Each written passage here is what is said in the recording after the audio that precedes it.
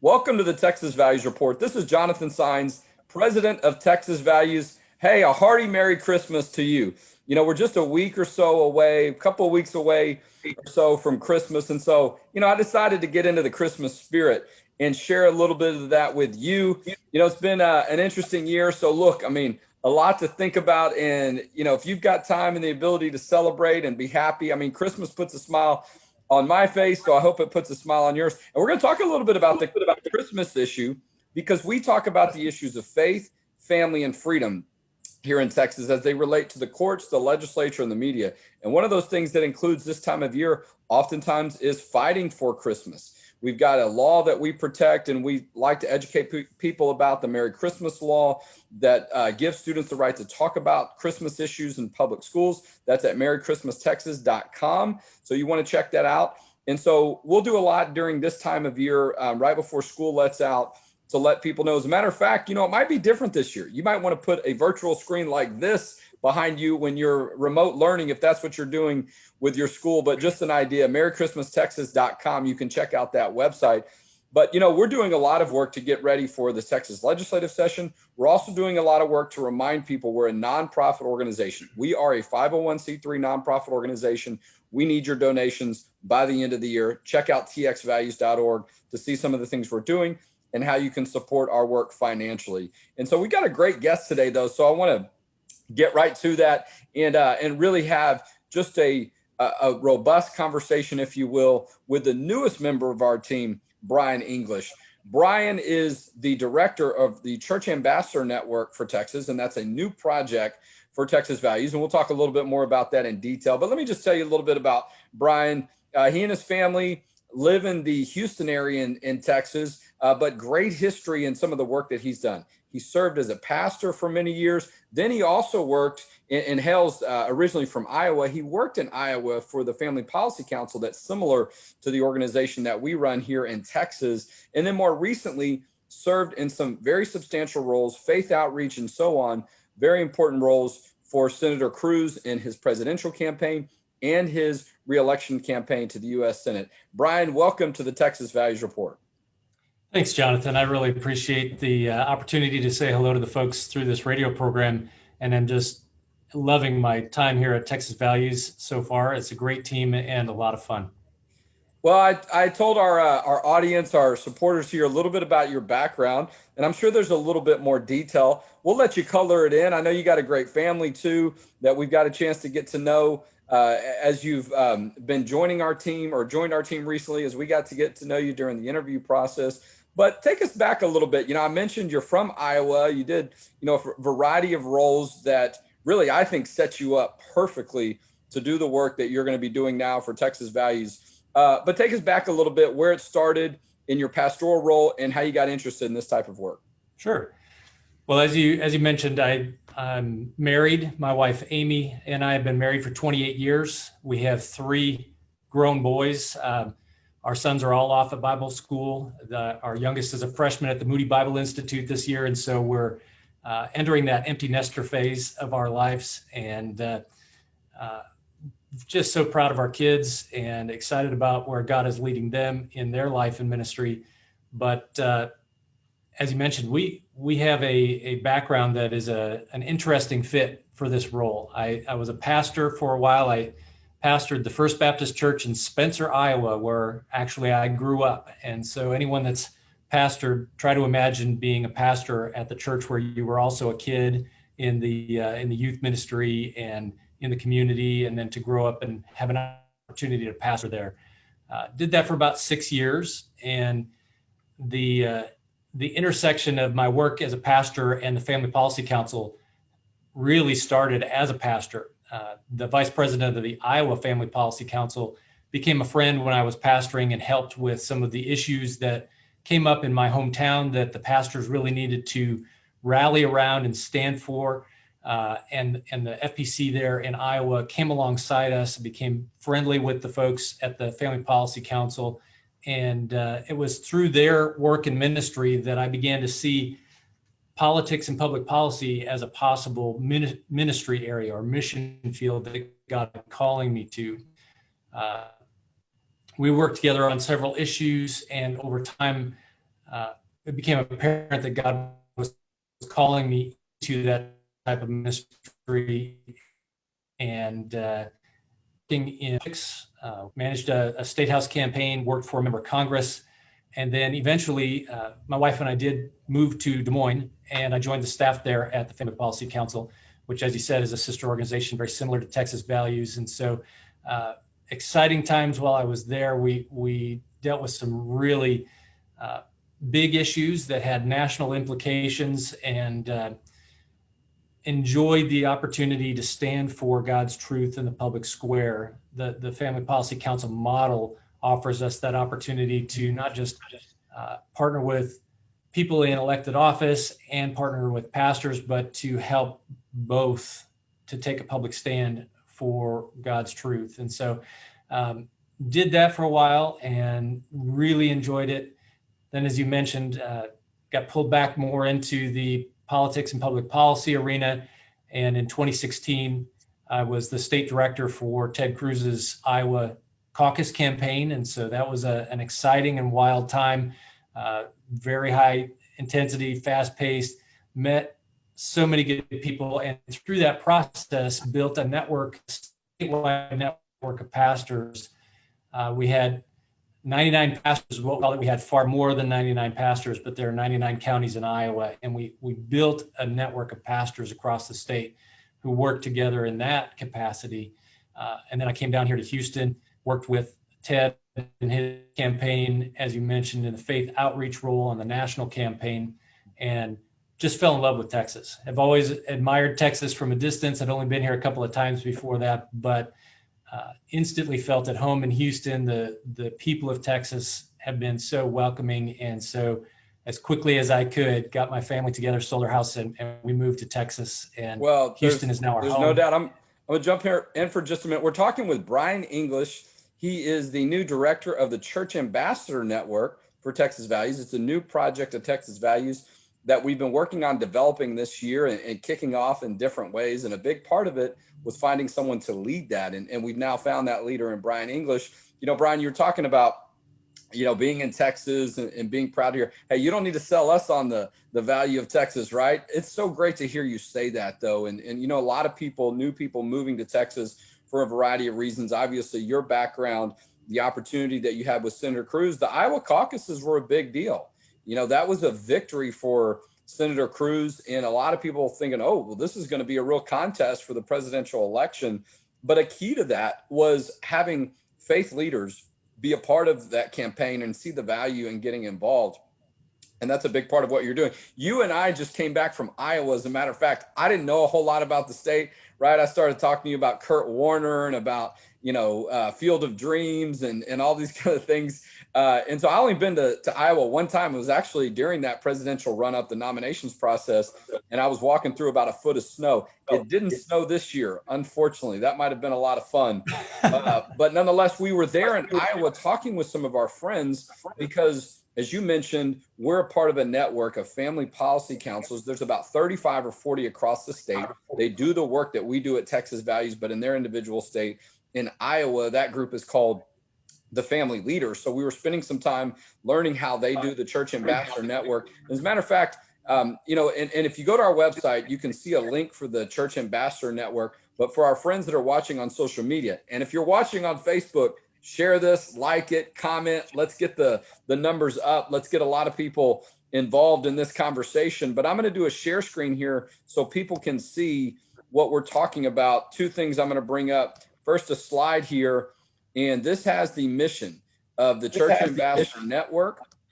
As you can see here, our mission to build a relationship between the shepherds of God's church and God's government is portrayed in the scriptures. It's a relationship between institutions, not just individual local churches. It is our goal to have pastors and congregations engage in government in a way that honors God and is effective under all forms of government, regardless of when and where. You can see the link there. As a matter of fact, if you go to, let me just go to this other screen that I have here, share screen if you're watching.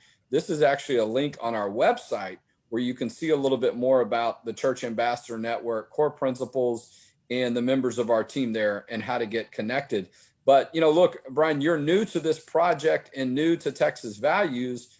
but you're certainly not new to getting involved with churches and pastors and having that great history with the Iowa FPC, and also on a presidential and a Senate campaign. And a part of that was your work in Texas, was the last part of that work on that campaign. You're certainly no stranger, a lot of experience on your belt about the value and how to get churches involved. One of the things that I learned through that process in Iowa and then after is that the way we have done church engagement largely is a little one-dimensional. And one of the things I love about the paradigm of the Church Ambassador Network is that it honors the calling of the pastors and acknowledges the role of our elected officials as also shepherds in a state capacity. And so you've got these two shepherds with the church and with the government that have an awful lot in common. They both serve in a public role. They both oftentimes live their life in a fishbowl. Their families make similar sacrifices for those services, but we don't often get them together. And what I found was, in my previous work with church engagement, it was so one-dimensional. But the Church Ambassador Network paradigm actually creates a connection between those two shepherds that God's ordained for their separate work, but very similar work. It helps to encourage both. So it's not just let's get one involved to benefit the other, but it's an encouragement for everyone involved. And then it helps to build a partnership. And that's one of the things that I'm most excited about with starting the Church Ambassador Network here in Texas, is that it's not just getting one side of that paradigm aware of the other, but to encourage them to partner together. Much like in the Bible, we've got Joseph and Pharaoh, right? You've got Joseph, who God gave the vision, but he had no authority to implement that vision. And Pharaoh, who was troubled by his situation, but didn't have the insight that he needed. And so God put those two shepherds together, and with the vision that God gave Joseph and the authority that God gave Pharaoh, they were able to save an entire country and really to impact the known world at that time. That's the sort of partnership that we intend to build through the Church Ambassador Network.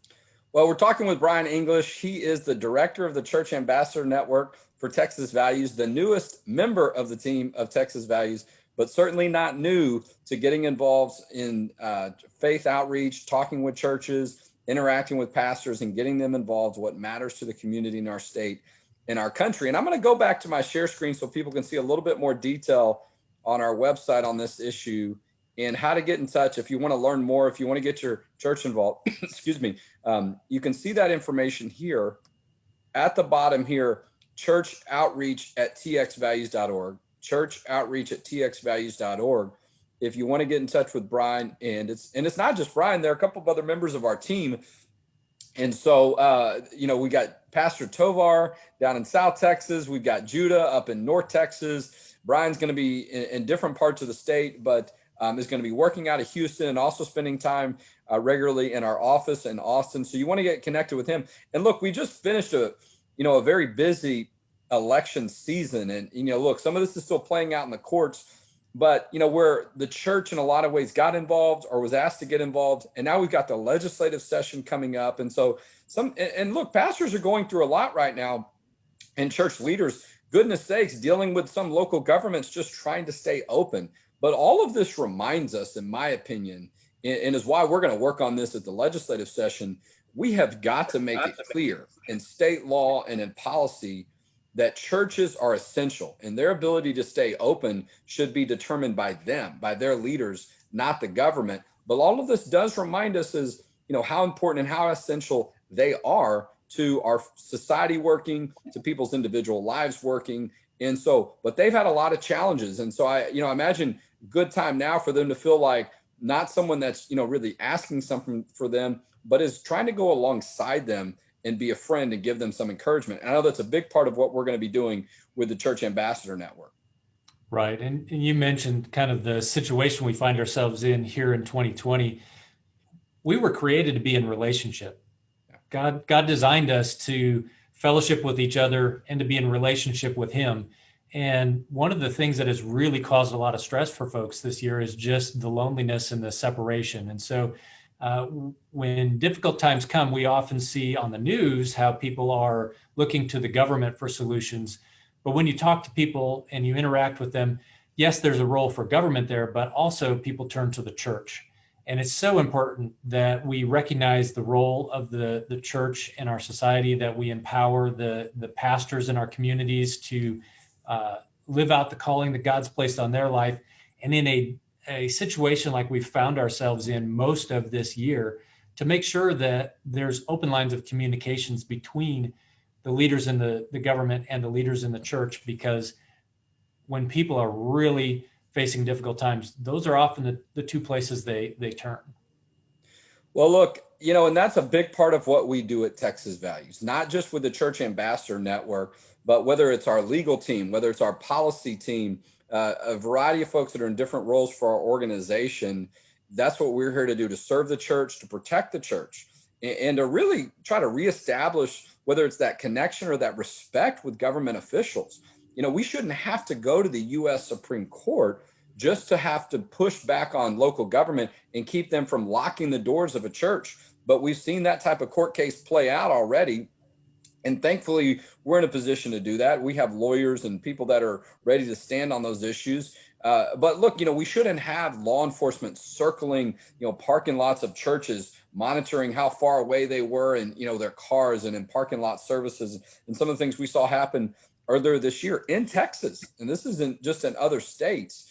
And so, but that is where we find ourselves. And so that's a big part of our goal, is to partner with churches, be a friend of them, but also to be looking out for them. And so they can do what they do best, right? They can do what they do best, which is preaching the word of God, which is giving hope and encouragement to people during very difficult times, and not worrying, oh, maybe I shouldn't have my church open, or maybe I shouldn't have a service because I might get shut down while people's lives are falling apart. And, as we go into Christmas season, I was having some fun with this on a radio show earlier this morning about Christmas time sometimes being that time of year where, people go to church more, or maybe that's the one time of year that they go.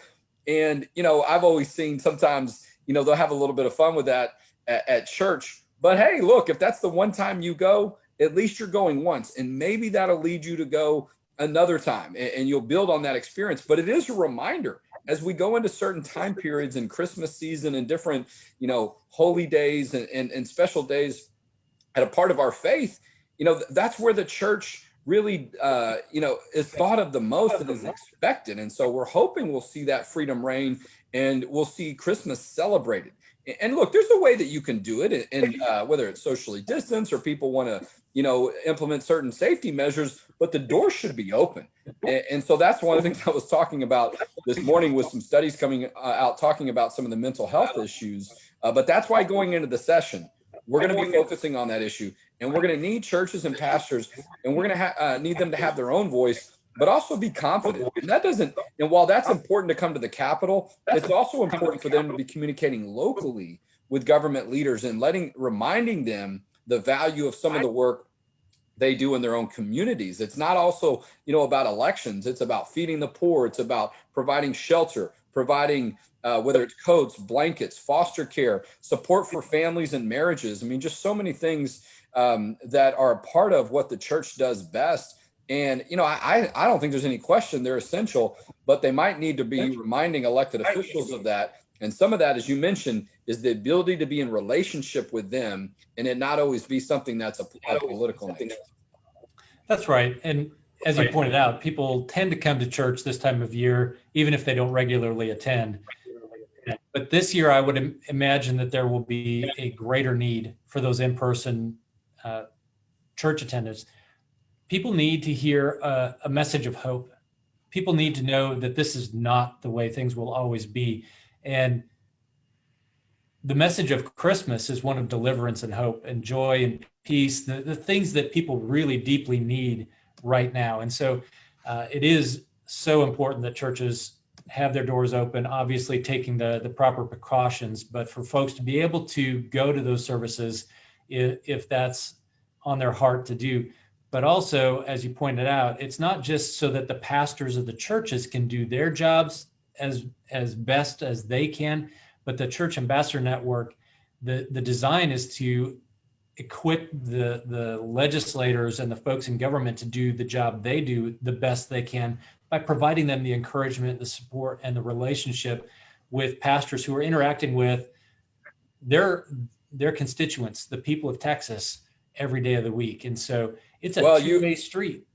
You set me up very well. We're talking with Bryan English, the new director of the Church Ambassador Network, a new project to Texas Values. You talked about the importance of Christmas. So I'm going to go to my next share screen. If you're watching us on Facebook and on our video, merrychristmastexas.com is a website set up to protect Christmas in our schools. I don't know what Christmas is going to look like in public schools this year.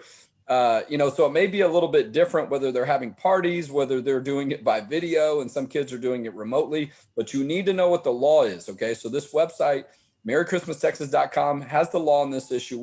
We helped pass this law in 2013. It just makes it clear that on public school property, that students and teachers that all have the ability and the freedom to acknowledge Christmas without fear of censorship. And so, as I like to say, we hope that there are less school districts that are naughty and more that are nice. Okay. Because look, we see these issues come up every year too. I mean, these are no exaggerations. We've had cases where teachers and administrators, some government officials said, you can't bring red and green plates to the holiday party. I'm trying to figure out where in the Bible that's identified, red and green or biblical colors. I mean, maybe they are, okay? But I mean, it's not that is some type of religious belief. I think it's really become a cultural thing. But it just, gives you an example of some of the silliness. Kids that weren't allowed to carol just because they had some connection with a public school. And a couple of years ago, a nurse's aide who was not allowed or put up a poster about Charlie Brown's Christmas when she was told she could decorate. Oh, but if it relates to Christ, you can't put that up. And so we ended up going to court. We won that case. As I like to remind people, I thought we had a good chance of winning that case when the judge had a Christmas themed tie. So, hey, you never know. But we want people to be able to enjoy this time of year and not get involved in some of these conflicts. And there's no reason to it. merrychristmastexas.com. Get that website. Could be a thing for pastors to let people in their congregation know, hey, your kids in public school, they want to talk about it. And it's a cultural issue, right, as well.